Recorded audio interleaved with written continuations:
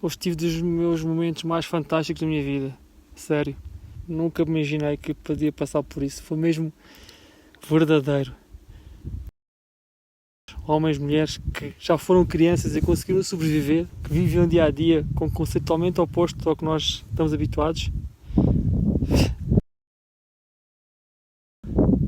Foi um dos momentos mais marcantes da minha vida.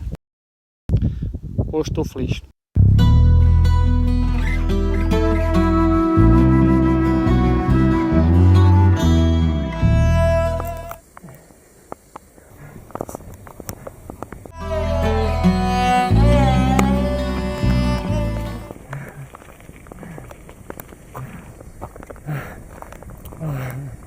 Hoje vamos fazer uma coisa que ainda não fazemos em Marrocos, que é neste dia misturar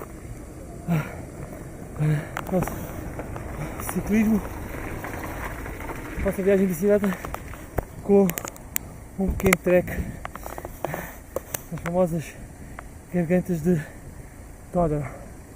Até chegar às gargantas de Todra é sempre a subir e vamos parar de vez em quando para contemplar a natureza e para descansarmos, claro.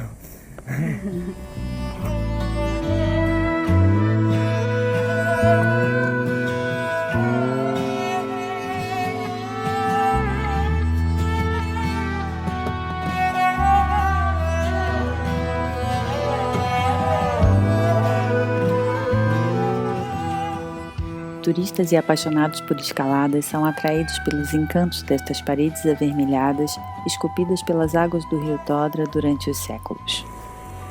São as gargantas de Todra.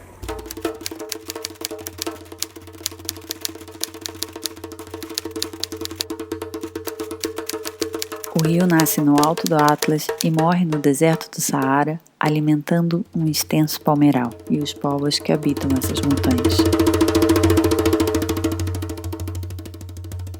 Quando os árabes chegaram por essas terras, encontraram uma cultura que persiste apesar das investidas de diversos povos ao longo dos séculos, os berberes. Descendentes dos povos originais do Maghreb, os berberes de cada região têm hábitos distintos, e se são chamados de Amazigh ou Amazigh, foi aqui que encontramos o verdadeiro significado de homens livres. Povos nômadas que vivem no alto das montanhas, afastado das grandes cidades, sempre próximo ao rio, mas não à sua margem.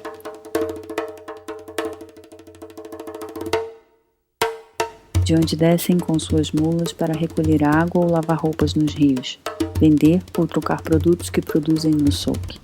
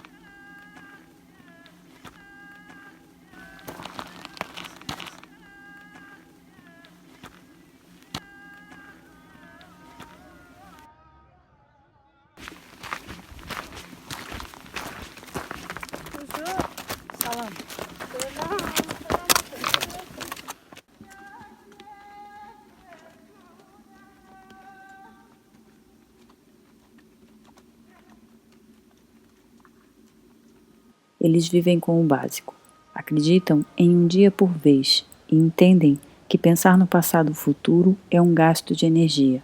Sua aparência e costumes não traduzem seu poder econômico, pois preservam a cultura nômada dos seus antepassados de forma genuína. Não acumulam bens materiais além dos que necessitam para sobreviver. Seus pertences são basicamente instrumentos rudimentares para cavar e construir abrigos, utensílios para produzir seus alimentos, acondicionar e transportar água. Domesticam os animais, cercando-os em suas proximidades e abatendo-os quando necessário.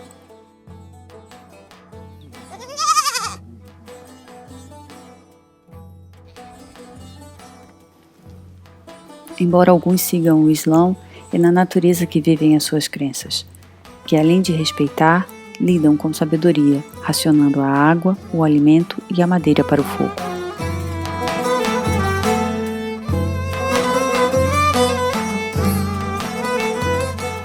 Pessoas humildes que vivem de forma organizada, em que todos têm sua função.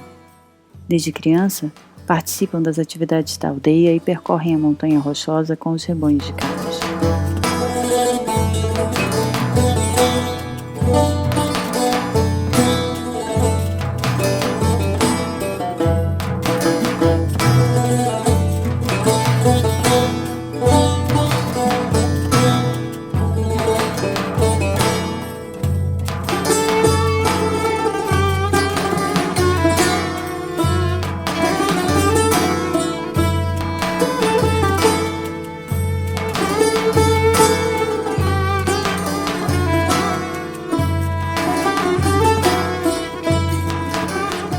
A tenda grande é onde todos se reúnem e passam a maior parte do tempo em dias quentes.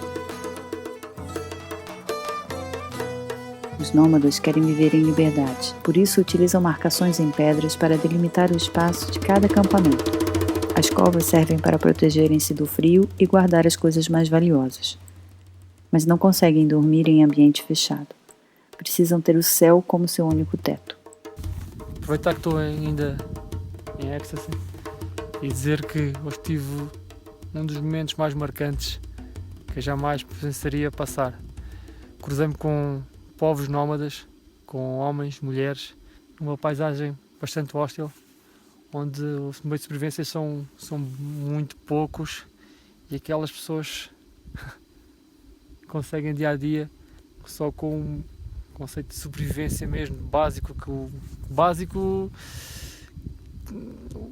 básico é o mesmo, o mais importante, que é a sobrevivência mesmo do comer e do dormir, que é o mais importante de nós todos, que é o que nós precisamos todos fazer.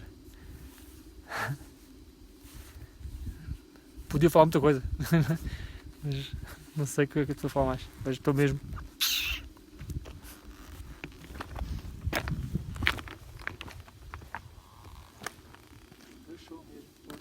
Crianças que nascem são preparadas logo para a essência de trabalhar para sobreviver.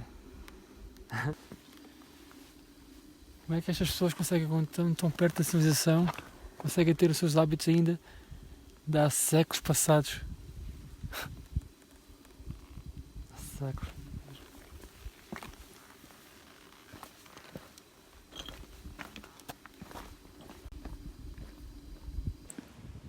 Povos que nos fazem pensar na diferença entre necessidade e desejo.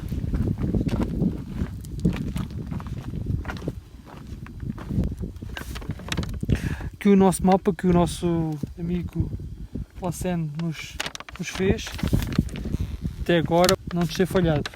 Saímos da aldeia onde ele nasceu, perto das gargantas de Todra.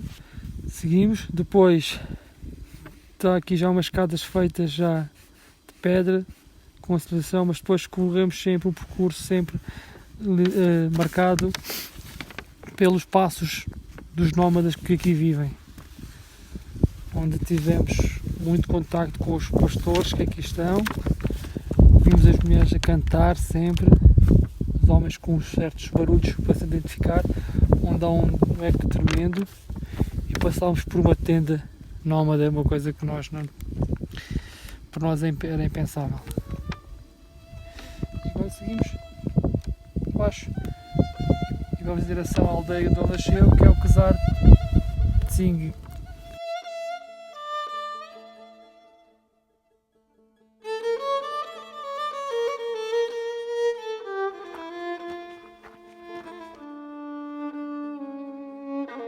Homens, mulheres que já foram crianças e conseguiram sobreviver, que vivem um dia a dia com um conceito totalmente oposto ao que nós estamos habituados.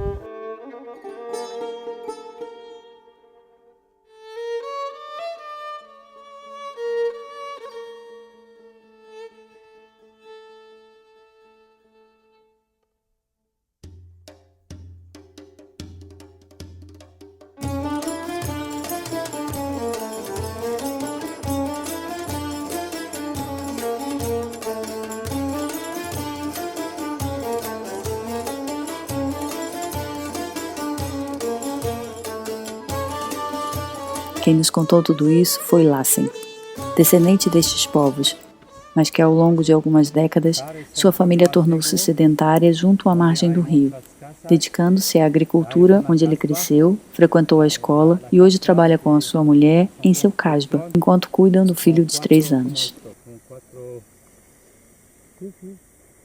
Entonces, un Ksar tiene una caspa, una mezquita y una tienda. Y una tienda. Sí, Bien. esto es un Ksar. Lassen nos explica como funciona o Ksar. Este está em ruínas apesar de muitas tentativas de recuperação. Hoje vivem em torno de 10 famílias ali. Porque antes la gente vive en comunidad. Esto es para que la gente de aquí puedan comunicación. Todos juntos. En el pasado comparten todo, comida y todo, trabajan juntos, se ayudan sin pagar dinero. La gente ayuda a otros para construir o restaurar. Sobre alguns acontecimentos da vida, este bom homem e de muita fé diz que a vida é cheia de exames, onde estamos sempre à prova, que muitas coisas acontecem porque Deus observa seu comportamento diante delas. Como te comportas diante da dor e do problema de outra pessoa? Se ignoras ou ajuda? E assim é escrito no livro da vida, que um dia responderás por cada ato.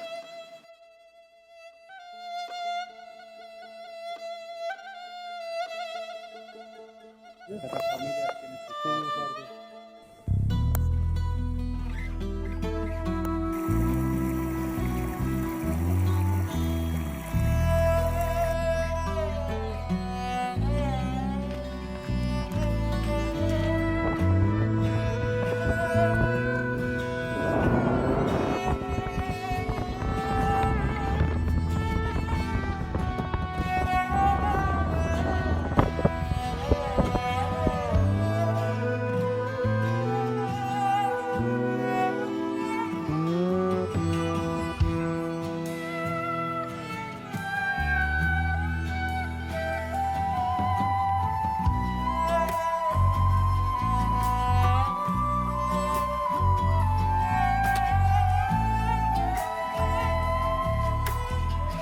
Do Casba de Lassen, apreciamos o pôr do sol sobre o palmeiral na companhia do tradicional chá, enquanto na cozinha são preparadas as mais saborosas tangines.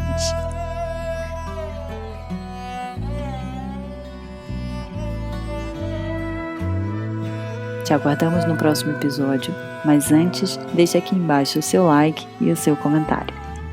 Até já!